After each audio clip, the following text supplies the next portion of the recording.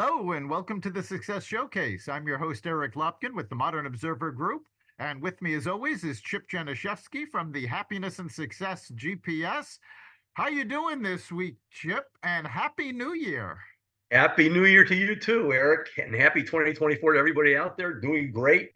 We are looking at a lovely day. As I think you folks know that I work out of my home office, and there's a big window that I'm looking into the woods. And we had a snowstorm this weekend, and it was prefaced by the fact that last winter was basically non-existent for snow. This was the first projected 6 inches plus snowstorm in 700 days, which is 2 years. And deck, which doesn't get a whole lot of sunshine. I'm looking at my bench there, which is a fair measure. I think I got pretty close to a foot in the back, and then it's probably at least the 8 inches to 10 inches in the front. And obviously today there's not a cloud in the sky. It just looked beautiful out there. So it's I like summer better, but it's a beautiful winter wonderland out there. There you go. Yeah, I'm a little further south than you, so we didn't get anything like that. I got maybe 2.5 inches. Which I'll be honest is more than enough for me. Yeah.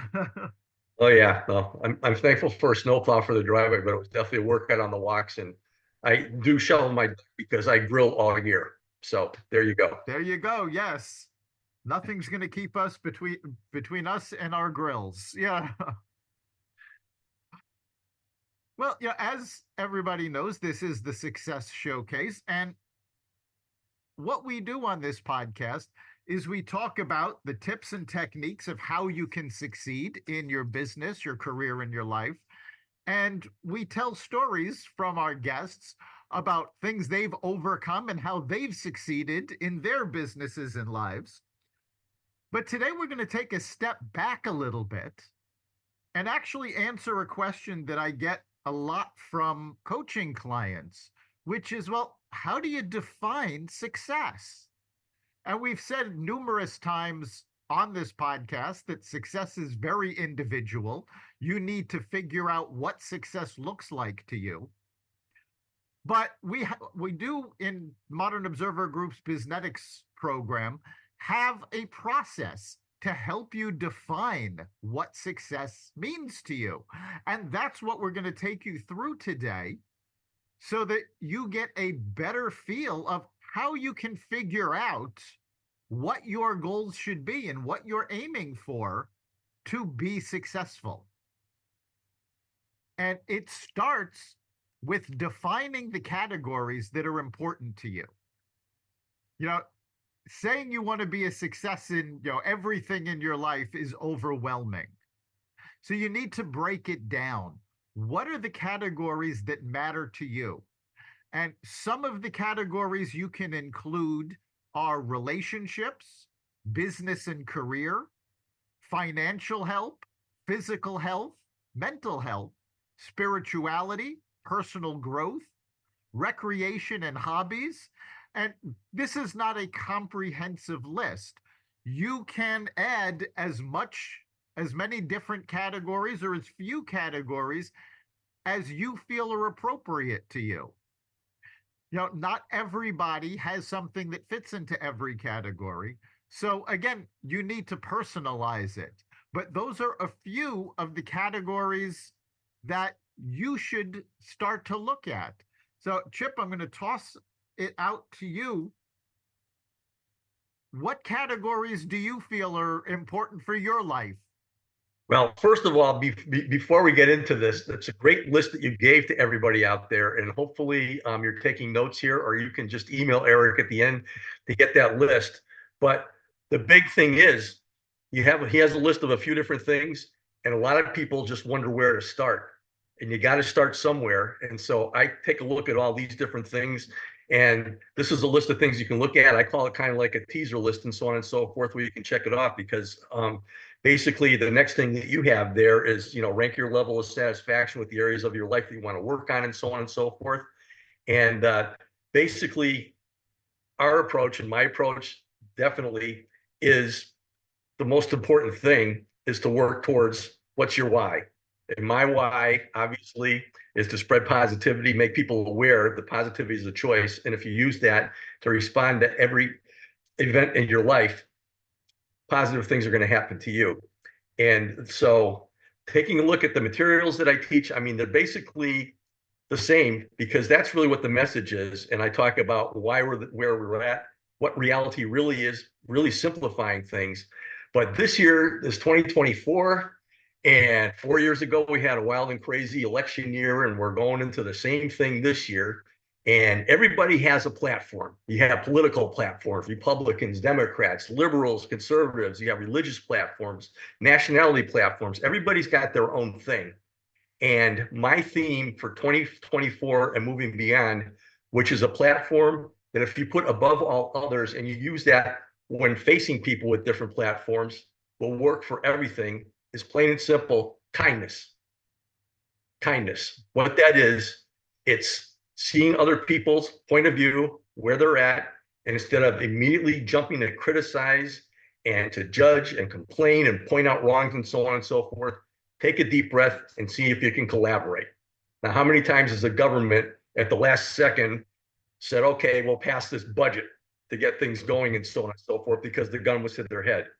Think of if they were trying to collaborate from the start instead of saying this guy's saying this thing and this guy's saying that thing, and unless you do this, unless you do that, when there's 300 million people in this country that are saying, hey, look, just get this done. You're acting like a bunch of kids. In fact, you're acting younger than some of our kids that are out there. So my main thing this year is just putting kindness above everything. And obviously I'm working on that on myself because I'm not perfect, but I want to be kind, starting with the person in the mirror. As you folks out there know, I've been working on a book for about 7 or 8 years, and the materials are the same, and I have it in about 7 or 8 different ways. And that's something that I really want to perfect this year by using this approach. So that's really at the top of my list. And looking down here, obviously, spirituality, personal growth is really, really important. I'm definitely into recreation. I'm at the point in time where my wife and I and several of our traveling friends have booked one of our trips that we've taken around the world for a while, different places. For us, it's going to be the first time since before COVID. And at the end of June, we are heading to the south of France, to Provence in that area with 4 other couples.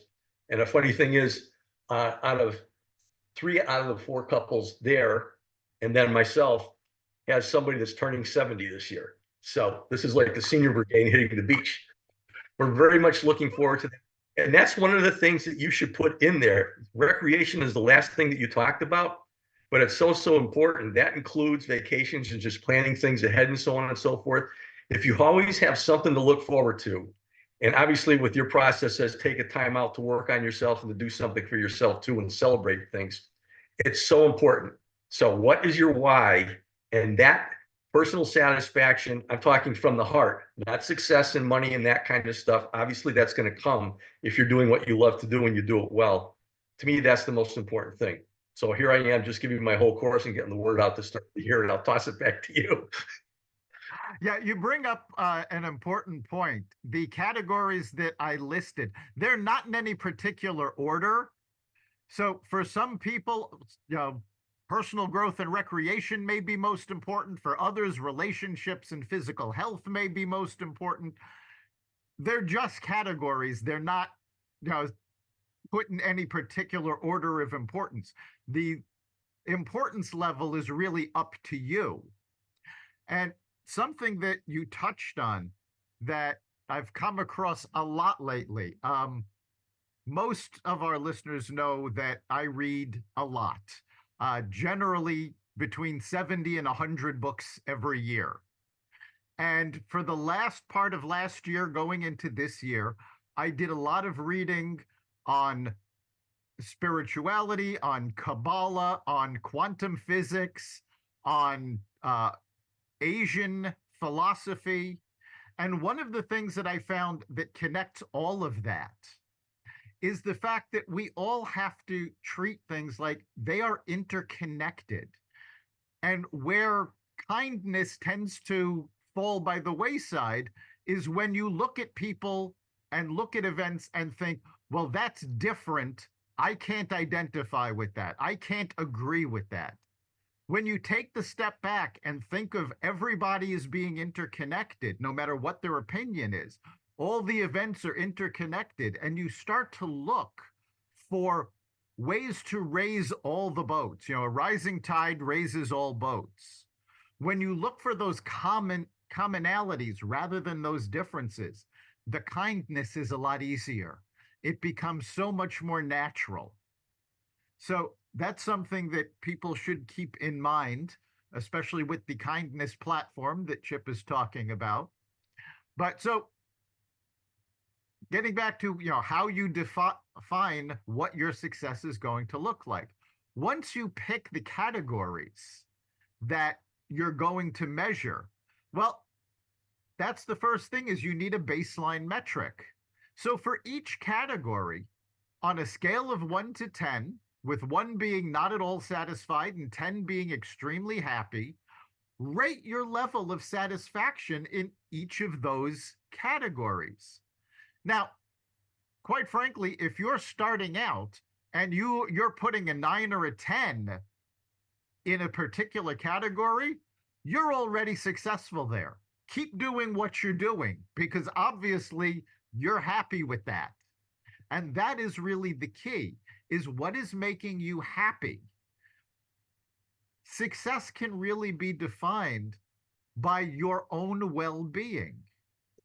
If there's a category that keeps you up at night, if you're worried about things in that category, then that's where you need to focus your work to get better at. For most people, it's defining finances, it's defining relationships. Those tend to be the ones that people are least satisfied with where they are. So start with that baseline and figure out which of these categories you're not satisfied with. And that's where you need to put the work in. If you've got categories, again, that you're rating a 9 or a 10, great. You've done a fantastic job. You are successful in that category. So, but once you rank it, once you figure it out, now you need to examine why you came up with that ranking. What is it in that category that makes you happy or unhappy about where you're standing? Now, I go back to finances because it's a very easy metric to examine. If you're living paycheck to paycheck, if you're struggling, if you don't have enough money, if an emergency comes up, those are reasons to be unsatisfied. If, however, moving categories to your physical health, if you're overweight, if you're out of shape, if you're having illnesses a lot, those are reasons to be unsatisfied. But you need to figure out why you ranked each category the way you did. And not just why you're unsatisfied, but why you're happy. Relationships. Well, I've had a successful marriage for 27 years. I've got 2 great kids. I've got, loads of friends that I can call on to spend time with, or to, if I need something, they're there for me. These are reasons in a relationship category to be satisfied, to consider yourself successful. So figure out what it is that made you rank the categories the way you did. Yeah, absolutely. And obviously the categories that you listed, if you have some degree of satisfaction in what you're looking to do with all of those, it's a really nice, well-rounded life that you got going for yourself. One of the things that I would caution people about, and again, it just goes back to what we teach all the time, is with this kindness platform, start with the person in the mirror, which means your reason for finances and business and career and so on and so forth should not be to keep up with the neighbors and the Joneses and what other classmates and so on and so forth are doing. It's we as humankind invented competition. We're the ones that invented right and wrong. We're the ones that invented all that kind of stuff. Just keep that in mind. But you talked about being interconnected. We all came from the same creation, and whether you're religious or not, whether you believe in a God or not, whatever, we all came from good. And none of us was born evil. And if you just close your eyes, and I know I mentioned this before, and spend the whole day just not seeing what anybody looks like, or knowing what anybody does and just trying to react with people with kindness, it goes a long way. So start with kindness to the person in the mirror and realize that no matter what you think about yourself, which you are your own worst enemy. I've used the courtroom scene a lot where you're the judge and you're the jury, you're the accused, and everybody else is in their own courtrooms too, doing the same thing. So forget about worrying about yourself because nobody else does. It's just you. So work on yourself first. The personal development thing is, to me, is a top thing to guide kind of everything else. That is really, really important to have that positive mindset to start working on the kindness to get things going. So, but once you have that going for yourself and a positive mindset and realizing that you can do that, then it's time. We've talked about SMART goals a whole lot, and just start writing down the goals that you have, chunk them down into little bits and pieces, time them out and work on them, celebrate them when you get them accomplished, and you're going to find yourself doing amazing things item by item in Eric's list. Absolutely. That's something, once you've figured out what you're happy about and what you're not happy about, that's where you go about and setting your goals. And as Chip has said, don't let competition enter into this. This is not about, well, my neighbor is running a marathon, I should be able to do that. Do you really have any interest in running a marathon? I've got several friends that run Ironman triathlons. Now, for those of you who don't know, this is running a marathon, biking an inordinate, I don't remember the exact length, and swimming. Now, in terms of the physical health category, I have dealt with illnesses most of my life. And right now I have them under control and I am very happy with my physical health category. Can I run an Ironman triathlon? Probably not. Do I want to run an Ironman triathlon? No, I have no interest in running an Ironman triathlon. So I'm not gauging my physical health category based on what my friends are doing. Yeah, I mean, when it comes to that, we have good friends that I question their mental health. I'm just kidding. But it's it's just absolutely amazing. Everybody is different. And again, your why has to be something that's beyond you and beyond competition. What it's got to be for is the betterment of mankind some way. What you're doing is you're just giving back from your own talents that God gave you to do good.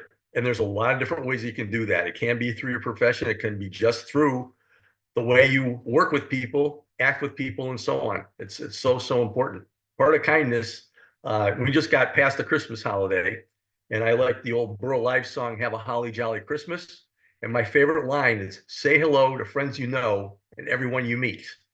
Maybe uncomfortable up front, but when I'm walking, I'm always waving to people. I'm always saying hi to people in the grocery store who serve me and this and that, whatever. And people just know me as being like that. Is it uncomfortable at first? Maybe a little bit. Are people going to turn you off? Maybe. They may be walking away saying, wow, this person's got something going for them. You'll never know. But if you can make that part of you, that is part of your own personal growth.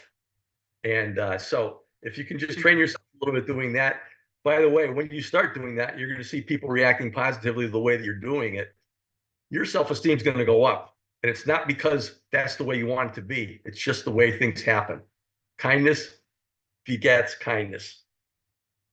Exactly. And, again, we're talking about defining success. You're defining success for yourself. You're not defining success for somebody else, and nobody else can define it for you. It's what makes you happy, what makes you satisfied.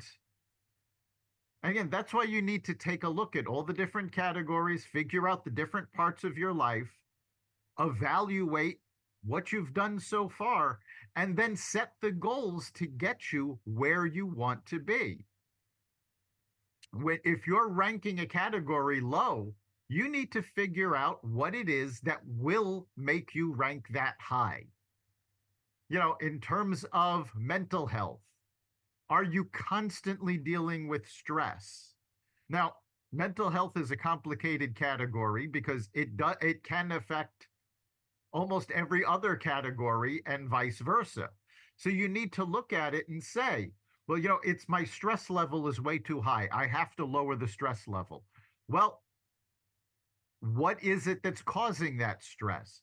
You need to look at things very concretely and figure out, okay, this is what's stressing me out. What's stressing me out is I don't have enough money to pay the bills every week, every month. So that brings in the finance category. And very often you'll find that your goals for categories will overlap.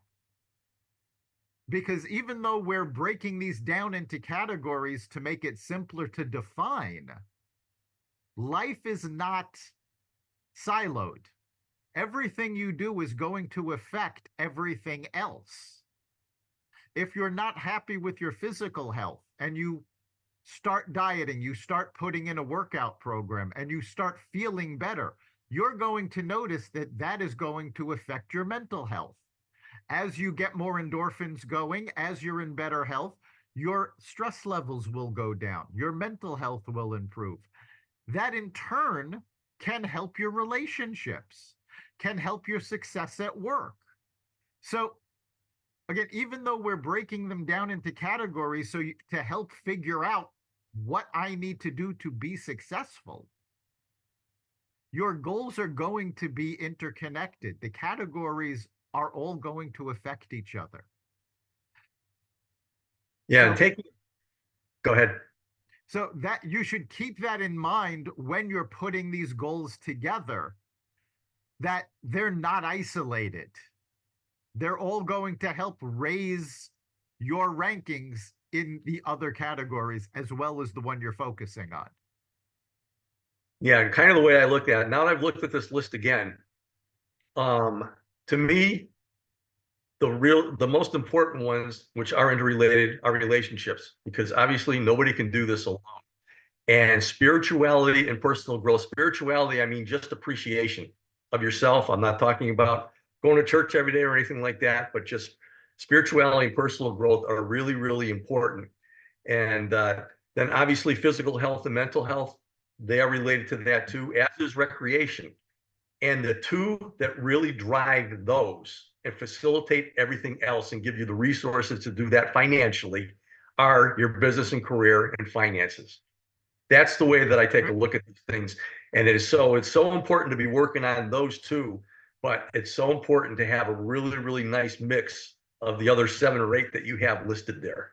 So that's kind of the way that I look at it. You have the personal side of things, and the thing that facilitates that all, obviously, is the finances, business and career and whatever, which just gives you the resources to be able to do a lot of things that you want to do. Obviously, there's nothing wrong with making money and that kind of thing, but if that is the primary goal, then everything else about you, as far as your personal growth and relationships and everything else and so on and so forth, they're going to take second base as far as that stuff goes, and you are not going to have a happy life. Exactly. You need to be able to find what's going to make you successful in various categories, not just one. And again, as you just illustrated, they are all interconnected. And I do want to address something with spirituality, because a lot of folks, when they see this process, they go, well, spirituality, that's, not important. Spirituality is not about being religious. It has nothing to do with what religion you are. It's about how you relate to spirit. So you've probably heard people say, well, I'm spiritual, but I'm not religious. And there's a lot of people that make fun of that, but there's a lot of truth to that. My spirituality, yes, I have my religion, but I also have the part of me that wants to explore spirituality. As I said, over the past several months, I read numerous books on Kabbalah, on Asian philosophy, on Buddhism. That's all going towards that category of spirituality, even though it's not my particular religion. And quite frankly, when it comes to spirituality, from my own point of view, I actually include my studies of quantum physics in there because what you learn about quantum physics, you learn a lot that ties into spirituality and oneness. So don't think you have to be a religious zealot to be spiritual. You don't have to go to church or temple every week, to consider yourself spiritual. For that category, you need to define what it means to you. And that's, again, something you have to do with each of these categories is define what they mean to you. Nobody else can tell you what they mean. It's all about how you're relating to yourself, how you view success. Somebody else can give you definitions of all of these categories. But if those definitions don't ring true to you, no matter what goal you set, you can achieve their version of success. You may not feel successful. You may not feel happy because it's not your definition. Yeah, if you just latch on to really the simplicity of different things. I mean, our biggest problem in life in a lot of ways is that we overcomplicate things. We always look at all the pros and cons for a lot of different things. And if you really ask yourself while you're going through this, is it really worth going through this exercise? What good is it doing me? I mean, spirituality, for instance, I mean, it has a lot of different meanings. And again, remember, we as human beings created words and phrases, and it's different in different countries and so on and so forth. And people look at different things in different ways. We've used examples of this a whole lot. I look at spirituality very simple as getting back to our source. We mentioned interconnectedness. We all came from the same thing. And it's just getting back to that. And really, to me, spirituality is just appreciating that in everybody and everything. I mean, when I look out into the yard here, I look at the snow, I'm looking at the trees and the woods and all that. I mean, they all are part of creation. And so if you look at things that way, you don't have to go out and read a Bible or anything like that to come up with that. Although a lot of that is referenced in that and whatever religion is teaching out there, they all get back to that source somehow of interconnectivity.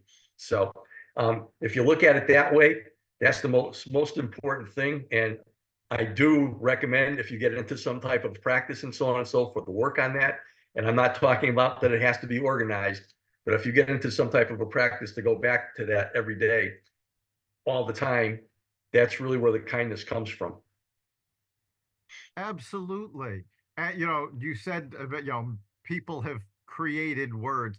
That's something everyone needs to remember is that, definitions change over time. And all it made me think of is an exchange from the movie Avengers Infinity War. What Thor says, we have to go to Niavalier. And one of the other characters goes, that's a made up word. And Thor says, all words are made up. And it's true, all words are made up. So you have to figure out when you're talking about spirit, what it means to you. And when you look at these categories and when you look at success, it's all about what it means to you. Never mind what somebody else's made up definition is. You need to create your own. So we are coming up on the end of our time here. So, Chip, what do you think is the big takeaway for our listeners this week? We covered a lot of things, but it really, really gets back to our interconnectedness. It gets back to our source, whatever you want to call that. And it all starts there. And again, it starts in the mirror. So step number one for the new year, look in the mirror, smile, look at yourself, realize the wonderful person, the talented person in there, and take a look at these different things, these categories and so on and so forth, and really, really scour yourself and take time to write these different things down. Take the look at the list, cross things off, add things, but just get working on it. And once you come up with the goals that you have for these different things, time them out, work on them, celebrate when you accomplish that. But start with that person in the mirror and look in that person in the mirror, say, Happy New Year. I am created, source. There's a lot of good in me. I have a lot to offer, and I'm going to do that for the good of everybody that's out there. And just make it happen. Just make it happen. You can. I love that. Yeah, I think for me, the big takeaway is don't just make New Year's resolutions, don't just pick goals willy nilly. Figure out what is going to make you feel successful and do it holistically. Think about all the different parts of your life. What does it mean to be a success in each of those parts? Then create those goals and move forward. You can achieve them, but it's about what's going to make you feel successful. It's not about competition. And that's really the key is that you're not in competition with everybody. The only person you need to compete with to be better than is the person you were yesterday. And every day, get a little bit better. And that's what success can be. You've been listening to the Success Showcase. You can catch every episode at xvadio.com/podcasts, the Apple Podcasts app, Google Podcasts, Spotify, iHeartRadio, Audible, Amazon Music, and wherever you find podcasts. Remember, make this your best week ever and make next week even better. We'll see you then.